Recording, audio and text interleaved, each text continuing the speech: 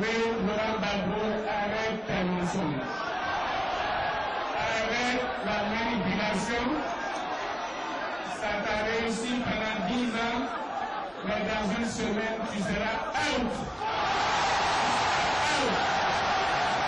Et le peuple ivoirien ne veut plus de toi. Et je vais vous dire, je vais dire à Laurent Gbagbo, on se connaît ici en Côte d'Ivoire. On se connaît. Alors attention, attention, on se connaît. Oui, mes chers frères et sœurs, mais tout le monde, tous les Ivoiriens savent que c'est Laurent Gbagbo et leur pays qui ont introduit la violence verbale en politique, en insultant et en humiliant le président Félix Houphouët-Boigny. C'est Gbagbo et leur pays qui ont introduit la violence à l'école, à l'université notamment.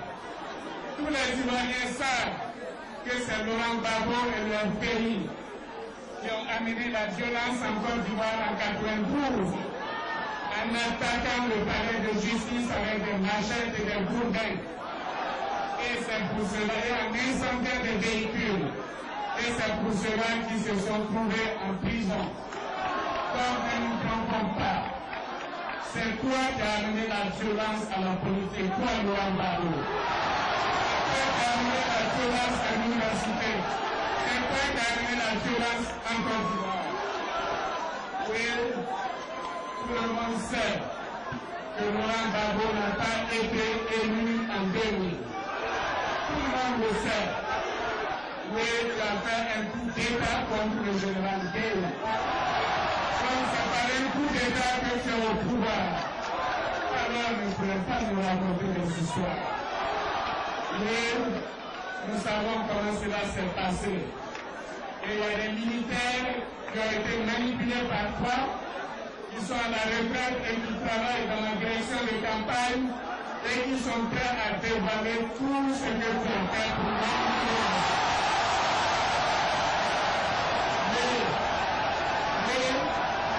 Mais que Laurent Gbagbo arrête.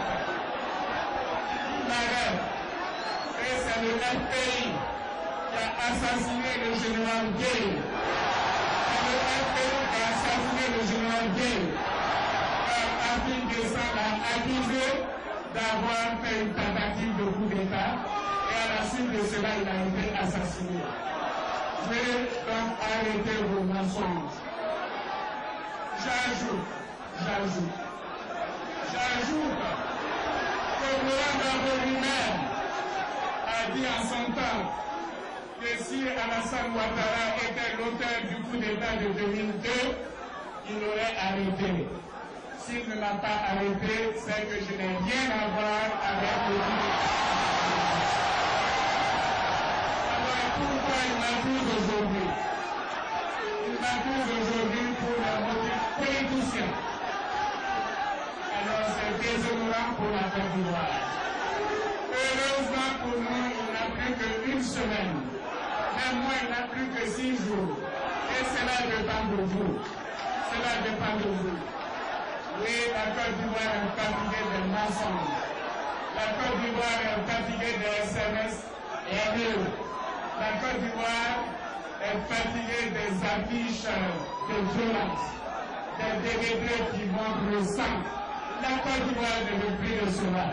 Ce que les Ivoiriens veulent, c'est de sortir des difficultés quotidiennes. Ce que les Ivoiriens veulent, c'est un programme pour reconstruire la Côte d'Ivoire.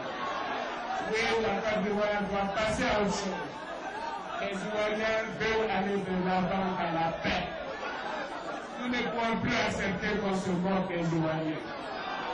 Oui, pendant que les Ivoiriens meurent dans nos hôpitaux, ils sont devenus des mouroirs.